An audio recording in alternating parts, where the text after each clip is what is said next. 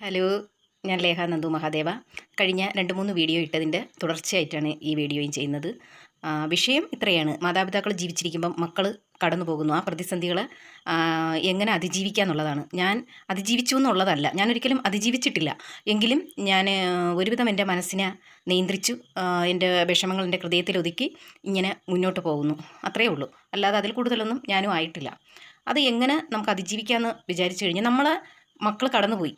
പക്ഷേ അവിടെ ഓരോ അമ്മമാരും മനസ്സിലുറപ്പിക്കേണ്ട ഒരു കാര്യമുണ്ട്: നമ്മുടെ മക്കളുടെ ശരീരമാണ് കടന്നു പോയിരിക്കുന്നത്, അതായത് നശിച്ചു പോയിരിക്കുന്നത് ആ ശരീരമാണ്, മക്കളല്ല.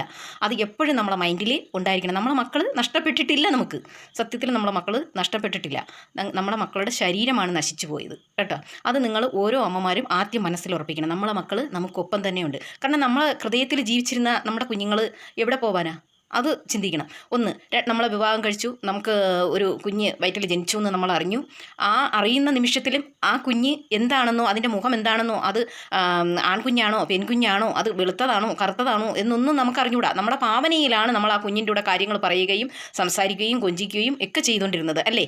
അതേ അവസ്ഥ തന്നെയാണ് ഇപ്പോഴും, അതിനേക്കാളും കുറച്ചും കൂടെ. കാരണം അതിൽ നമുക്ക് മുഖം അറിഞ്ഞുകൂടായിരുന്നു. ഇതിൽ നമുക്ക് നമ്മുടെ കുഞ്ഞിൻ്റെ മുഖം അറിയാം, അവൻ്റെ സ്വഭാവം അറിയാം, അവരുടെ ഇഷ്ടങ്ങളറിയാം, അവരുടെ വിശ്വാസങ്ങൾ അറിയാം, അവരുടെ സ്നേഹം, കരുണ, ഇതെല്ലാം നമുക്കറിയാം. അപ്പോൾ നമ്മൾ ആ സ്നേഹത്തിന് ദൃഢതയും കൂടുതലായിരിക്കും. അപ്പോൾ നമ്മൾ ഉറങ്ങാൻ കഴിയാത്ത ഒരുപാട് അമ്മമാർ, ഞാൻ ഉൾപ്പെടെ ഉറങ്ങാൻ പറ്റാറില്ല. അതിന് നമ്മൾ എന്ത് ചെയ്യണമെന്ന് വിചാരിച്ചു കഴിഞ്ഞാൽ, നമുക്ക് ഓരോ മനുഷ്യർക്കും ഓരോന്നാണ്. ചിലർക്ക് നല്ല പുസ്തകങ്ങൾ വായിക്കാം, ഉറക്കം വരുന്നത് വരെ നല്ല നല്ല പുസ്തകങ്ങൾ വായിക്കാൻ പറ്റും, വായിച്ചുകൊണ്ടിരിക്കാം.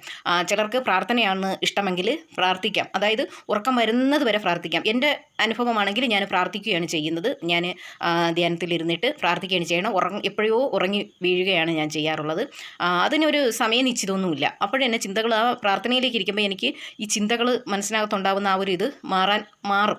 അതുകൊണ്ടാണ് ഞാൻ ആ പ്രാർത്ഥനകളിൽ ഇരിക്കുന്നത്. അങ്ങനെ നിങ്ങൾക്കും ചെയ്യാം. പിന്നെ ഒരു വിശ്വാസം നിങ്ങൾ വരുത്തുക: നമ്മളെ കുഞ്ഞ് നമുക്കൊപ്പമുണ്ട്. നമ്മുടെ മനസ്സൊന്ന് ഏകാഗ്രമാക്കി കഴിഞ്ഞാൽ, അതായത് നമ്മുടെ മനസ്സൊന്ന് നിയന്ത്രിച്ച് ഈ വിഷമങ്ങളും സങ്കടങ്ങളും ഒക്കെ ഒന്ന് നിയന്ത്രിച്ച് ഉള്ളിൽ നിർത്തി കഴിഞ്ഞാൽ, നമുക്ക് ഒരുപാട് അനുഭവങ്ങൾ നമ്മുടെ കുഞ്ഞിൽ നിന്നും, അല്ലെങ്കിൽ നമ്മുടെ കടന്നുപോയ മക്കളിൽ നിന്നും നമുക്ക് ഒരുപാട് അനുഭവങ്ങൾ നമുക്കുണ്ടാവും. അവർ നമ്മളോട് സംസാരിക്കും, അല്ലെങ്കിൽ നമ്മൾ സംസാരിക്കുന്നത് കേൾക്കുന്നു എന്നുള്ളൊരു പ്രതീതി, ആ ഒരു പ്രസൻസ്, ആ ഒരു എനർജി നമുക്ക് ഫീൽ ചെയ്യും. നമ്മുടെ കുഞ്ഞ് നമ്മളടുക്ക വരുന്നതിൻ്റെതായ ഒരു എനർജി നമുക്ക് നല്ല പോലെ നമുക്ക് അനുഭവപ്പെടും.